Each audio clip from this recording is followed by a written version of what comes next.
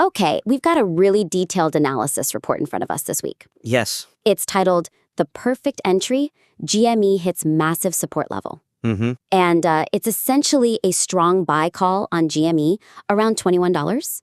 It's based on a retest of a big support level plus, Q3 profits, a huge cash pile. A lot to like in there. A ton. So let's just dive right in and talk about how to make this thing even more authoritative. Sounds good. So my first thought, the evidence in here is just, it's immense. The Fibonacci confluence, that cash war chest you mentioned, it's a very compelling case. It is. But I felt this real disconnect between how rigorous the data is and the tone that's used to deliver it. I'm with you 100%. The intention is clearly there, right? To show conviction. But the language, it's so hyper-aggressive, so emotionally charged. Yes. That it might actually, detract from the really sophisticated analysis that's being presented. Exactly. That's the weakness. We have these super precise details, the $21 support floor, the 68% statistical probability on the falling wedge pattern. Which is fantastic, specific data. Right. And then the report uses phrases like urgent report or the charts don't lie. And then it ends with, what was it? Load the boat with a rocket emoji. Load the boat, yeah. And when a sophisticated investor sees that, their skepticism alarm just goes off. It does. It risks making the whole thing feel like pure emotional hype instead of a reasoned argument. And that just conflicts with the actual evidence that's in the report. So the suggestion isn't to kill the conviction, it's to make it sound more earned, more authoritative. Exactly. The goal is to align the tone with the factual rigor of the technicals and fundamentals. Keep the conviction, for sure, but maybe swap out some of those emotionally charged directives for more assertive, evidence-based conclusions. Okay. We want the tone to say high confidence opportunity, not, frantic FOMO. That makes sense intellectually. But, isn't there a risk if you remove all that urgency, you lose the sense of a time-sensitive opportunity? The title itself says perfect entry. That's a fair point, but the urgency can come from the analysis itself. The fact that the price is at a key support level is the urgency. Not from capital letters and emojis. Precisely. We can show urgency by emphasizing how small that window of opportunity at the support zone is. So for a concrete example, instead of load the boat, rocket, Right. maybe frame the conclusion as a statement about the risk-reward. Something like the evidence suggests an optimal accumulation window is present, offering an asymmetric risk profile. Ah, okay. So that frames the opportunity based on calculation, not just emotion. It's assertive, but not pushy. Exactly. And you can do the same with the headline. Instead of alert urgent report, something like GME, analyzing the confluence of technical support and fundamental strength. It just sounds more professional. It sounds more serious. It conveys importance without screaming. And even small phrases like the technicals are screaming reversal. Yeah, I saw that. We could change that to something more measurable, like technical indicators strongly favor a reversal setup supported by the RSI reset near 45. I like that. Adding the specific number from the RSI, it just grounds the whole argument back in the data. The analysis is strong, we just need the wrapper to match the gift inside. Well said.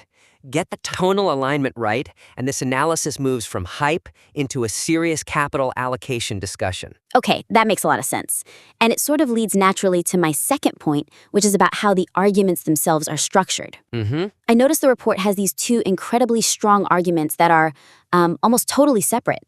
You have the technical setup, and you have the fundamental catalyst. Right, they're siloed. Exactly. And the structure could be so much better if it explicitly synthesized how those two things interact to, maximize the upside. That is spot on. The technical section is brilliant on its own. The falling wedge, the inverse head and shoulders potential. The support floor, yeah. And then the fundamental side is also great. Q3 profitability, that massive $3 to $4 billion cash war chest. But the weakness is there is no connective tissue. They exist in parallel, but the report doesn't show how the cash position actually validates that technical bounce off $21. It's the key. Integration is the whole game here.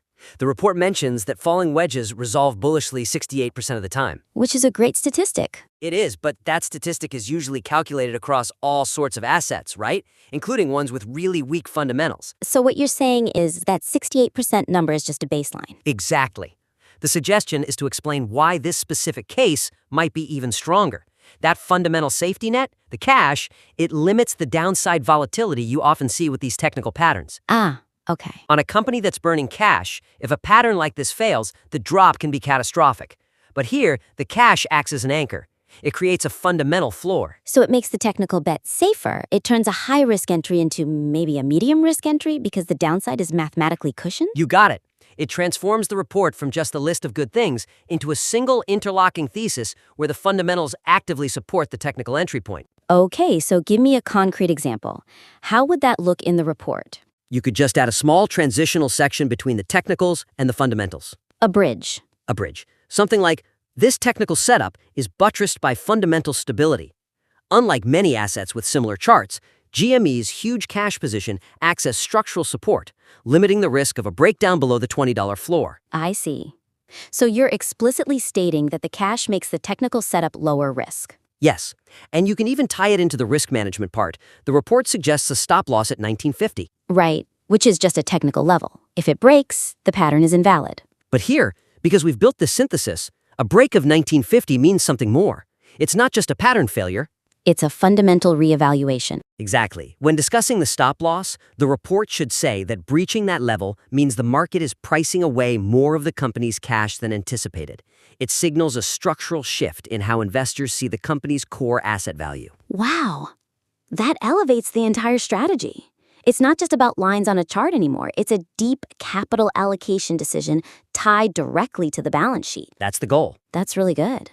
This deep dive on synthesis brings us right to the third main piece of feedback, which is about risk and counter-arguments. The bear case. The bear case. Look, the report is smart to identify the bearish analyst consensus as a contrarian signal. But I think a more detailed takedown of that bear case would make the whole thing bulletproof. I agree. That's the hallmark of truly professional work. Right now, it just kind of labels the Wall Street sell target of 1350 as a bear trap. Yeah, and that's the weakness. It doesn't analyze why analysts are setting that low target. Are they worried about holiday sales, long-term industry decline? We don't know. The risk assessment is basically just a stop-loss price. Right. We need to understand the opponent's strategy before we can really dismantle it. Absolutely. So the suggestion is to expand that section, the one on market sentiment and the trap, and include a really substantive, evidence-based refutation of the core bear thesis. Show your work. Show your work. It demonstrates that you've considered all the counter-arguments and found them lacking based on the facts. That builds a huge amount of trust. Okay, so how do we do that? How do we turn the simple label bear trap into that kind of deep analytical counter-argument? You use the numbers that are already in the report.